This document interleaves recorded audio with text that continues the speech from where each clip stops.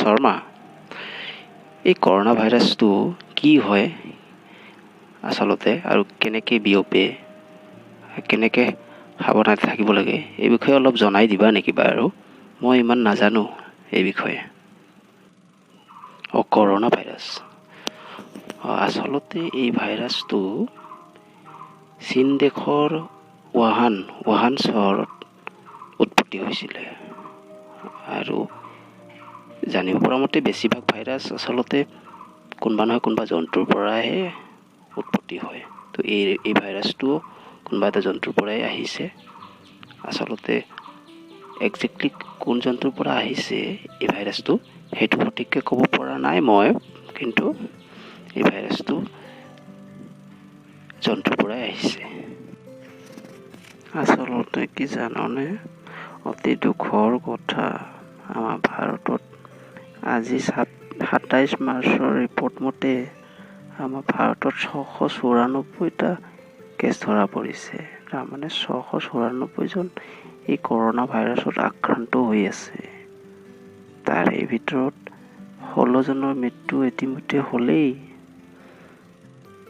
কিন্তু এটা কথা ঠিক, এই ভাইৰাছটোৰ পৰা আৰোগ্যও পাব পাৰি।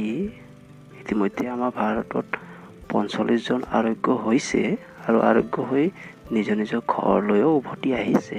সেইটো এটা ভালে খবৰ বাৰু। দাস, এক মিনিট ৰ'বাচোন, মই বাইদেউকে মাতি দিছোঁ।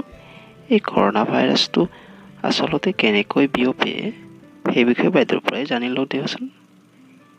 ৰ'বা দেই। ইনফেক্টেড মানুহৰ কাষত যদি এজন ভাল মানুহ থাকে,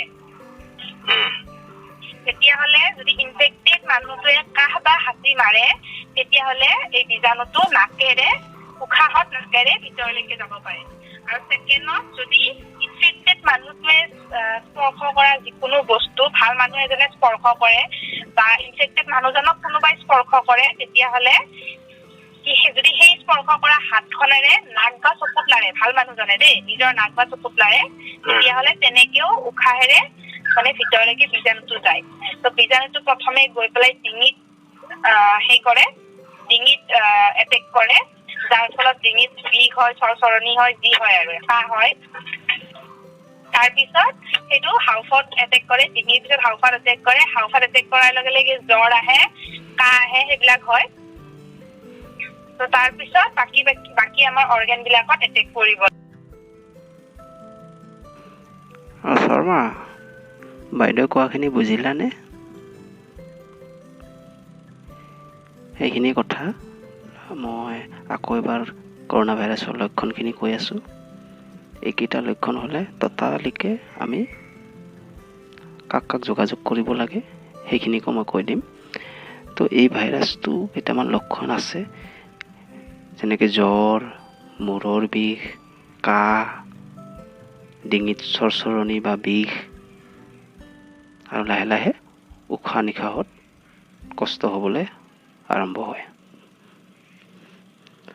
আৰু এনেকুৱা ধৰণৰ লক্ষণ দেখা পালে আমি ততালিকে আমি গাঁও পৰ্যায়ত আশা বাইদেউ, ANM বাইদেউ নাইবা আমাৰ পঞ্চায়তৰ মানুহখিনিও আছে, তেখেতসকলৰ লগত যোগাযোগ কৰিব লাগে।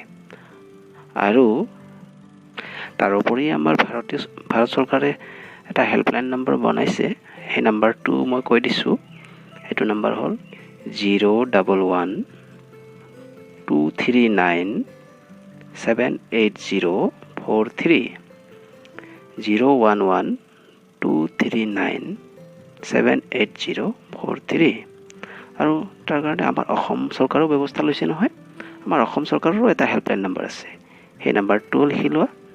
সেই নাম্বাৰটো কি জানা? 6913347770। আকৌ এবাৰ কৈছোঁ, 6913347770। এইকেইটা নাম্বাৰত সহায়ৰ কাৰণে যাব পাৰে। বুজিলোঁ শৰ্মা। তাৰমানে এই ৰোগটো এটা সংক্ৰামক ৰোগ। গতিকে যদি আমি নিজকে গৃহবন্দী নকৰোঁ, আমাৰ ঘৰতে যদি নাথাকোঁ, তেতিয়াহ'লে এই বেমাৰটো, এই ভাইৰাছটো এজনৰ পৰা আন এজনলৈ সংক্ৰমিত হ'ব পাৰে, মানে হোৱাৰ সম্ভাৱনা বেছি। গতিকে যাতে আমি এই ভাইৰাছৰ চেইনডাল ভাঙি দিব পাৰোঁ, তাৰ কাৰণে আমি ঘৰতে থাকিব লাগিব, চাফ চিকুণকৈ থাকিব লাগিব, হাতখন ঘনে ঘনে ধুই থাকিব লাগিব 20 ছেকেণ্ডকৈ। বাহিৰৰ পৰা আহিলে লগে লগে হাত ধুব লাগিব, বাহিৰা বস্তুখিনি ধুই দিব লাগিব। এইখিনি যদি আমি কৰিব পাৰোঁ, তেতিয়াহ'লেহে আমি এই বেমাৰৰ পৰা হাত সাৰিব পাৰিম, নহয় জানো? শৰ্মা, ধন্যবাদ দেই।